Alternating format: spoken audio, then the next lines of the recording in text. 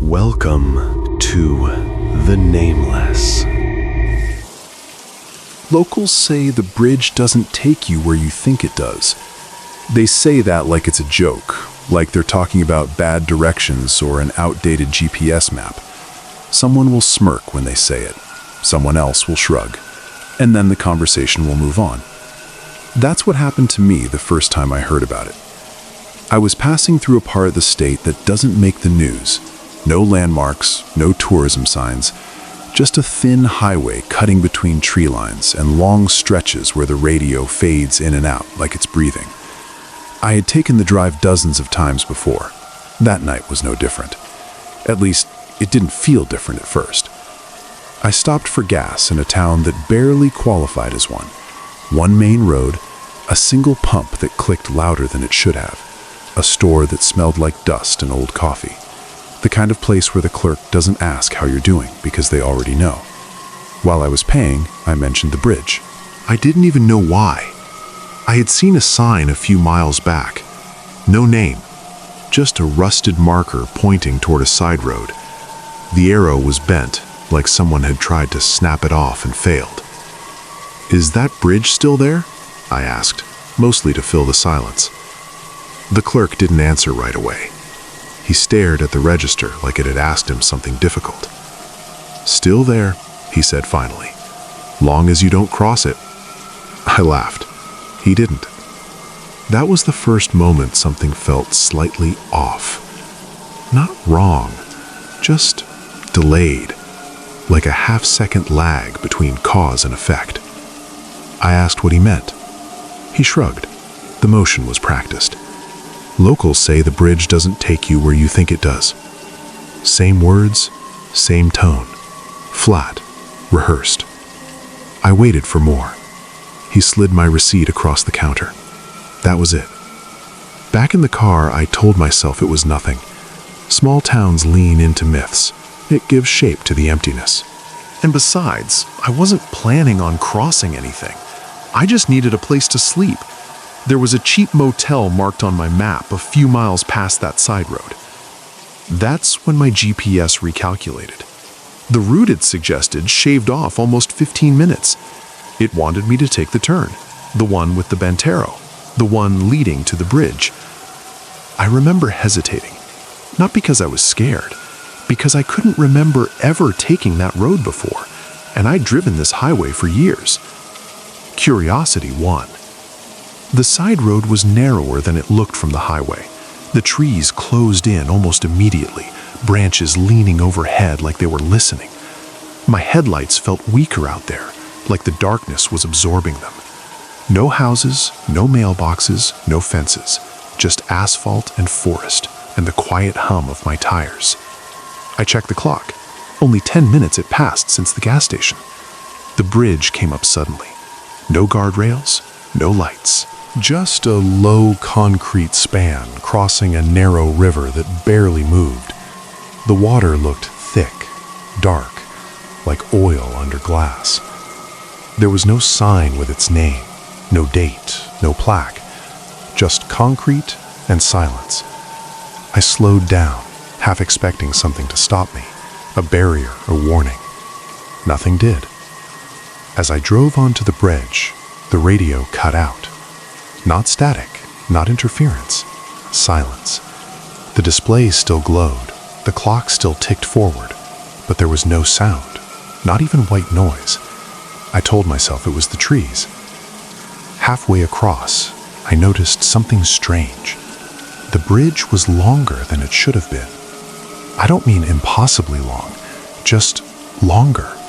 Long enough that I became aware of it. Long enough to wonder why I hadn't reached the other side yet.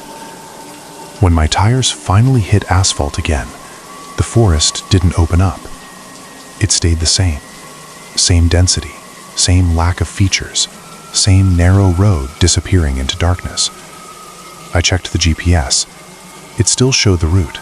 Still estimated my arrival time. Nothing looked wrong. But the little blue dot representing my car had stopped moving. I tapped the screen. It jumped forward a few feet, then stopped again. I drove on. That's when I noticed the mile marker. It read 17. I passed another one a minute later. It also read 17. At first, I assumed it was a mistake. Old signs don't get replaced out here. But then I noticed something else. The road was subtly wrong. The cracks in the asphalt repeated, the same branching fracture, the same shallow pothole filled with water. Even the leaves scattered across the shoulder looked familiar. Like I was driving through a copy of the same stretch over and over. I checked the clock again. 10 minutes. The same amount of time as before. I slowed down. Then I stopped. The engine idled. The forest waited. I stepped out of the car. The air felt stale. Not cold or warm. Just unmoving. The silence pressed in, thick enough that I could hear my own breathing echo inside my head. I walked a few steps away from the car and immediately regretted it. The darkness beyond the headlights felt deeper, not wider, deeper, like it had layers. I called out, just to hear something. My voice came back wrong, not distorted, just tired, like it had traveled too far and was relieved to return. I got back in the car. That's when I realized my phone had no signal. No bars, no emergency call option. Just a blank indicator where the network should have been. I turned around. The bridge was behind me, exactly where it should be. I crossed it again. The radio stayed silent. On the other side, the road changed. Not dramatically, no sudden scenery shift, just small things missing. The trees were thinner, the undergrowth sparse. The moonlight didn't quite line up with the shadows it cast. After a few minutes, I saw a structure up ahead. A building. Low, concrete, windows dark. I pulled over, more out of relief than caution. It looked like an old municipal office, or maybe a maintenance shed. There was a sign out front, but the lettering had been scraped away.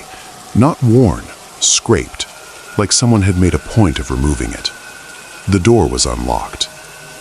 Inside, the air smelled old, paper, dust, something faintly metallic. There were filing cabinets lining the walls, all of them open, all of them empty, except one, a single drawer near the back, half closed. Inside was a folder, no label, just yellowed paper inside, clipped together. I flipped through it. Maps, old ones, hand-drawn. The bridge was there, the road leading to it, but everything beyond was blank. No scale, no destination. At the back of the folder was a typed report. Most of it was redacted, thick black lines swallowing entire paragraphs, but a few sentences remained. Structure exists but does not correspond with any surveyed location. Crossing appears to alter orientation rather than position. Recommend removal of all signage. The last line wasn't redacted. Do not assign a name. I left the folder where I found it. Back in the car, I drove until the road ended. Not in a dramatic way. It just stopped. Asphalt giving way to dirt, then nothing. Trees blocking the path forward.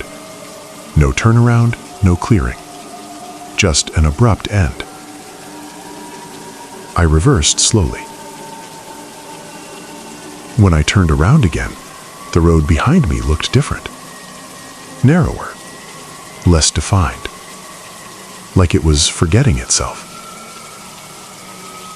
I don't remember how many times I crossed the bridge after that. 2, maybe 3. Each time something small changed. A mile marker missing. A tree fallen that hadn't been before. Once I saw a car parked on the shoulder. Empty. Engine cold, doors unlocked. No footprints leading away. I shouted. No answer. The glove compartment held a map with the bridge circled in red, over and over, like someone had pressed the pen down and spun it until the paper tore. Eventually, my gas gauge dipped lower than it should have. I hadn't been driving that long, I was sure of it. Panic crept in slowly, quietly, the worst kind. I tried to retrace my path exactly. Same speed, same lane position, same turns. When I crossed the bridge again, the radio came back on, mid-sentence. If you're just joining us, tonight's low.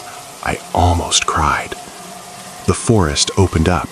Houses appeared, mailboxes, fences. The road widened. I didn't stop until I hit the highway. The motel was exactly where it should have been. The clerk gave me a key without comment. The room smelled like cleaner and old carpet. Normal things, safe things. I slept with the lights on. The next morning, I tried to find the bridge again. I couldn't. The side road was gone. No bent arrow, no rusted sign. Just uninterrupted highway and trees that didn't seem to remember me. I stopped at the gas station. Same clerk. I asked him about the bridge. He frowned. What bridge? I described it. The road. The sign. He shook his head. There's nothing out that way. I asked about the folder, the maps, the report. He stared at me for a long time. Then he leaned in, voice low. People come through here sometimes, he said. Ask questions like that. Always look tired. I asked him what happened to them. He slid a receipt across the counter. Blank. No total. No date. Most of them don't ask twice. I checked official records when I got home. State infrastructure databases, old maps, survey logs. There's no bridge there. No road. No maintenance building. No report. Nothing. Sometimes, when I drive at night and the radio cuts out for a second too long, I check the clock. It always feels like 10 minutes have passed. And sometimes, when I'm sure I'm on the right road, I catch myself slowing down, just in case I've already crossed it.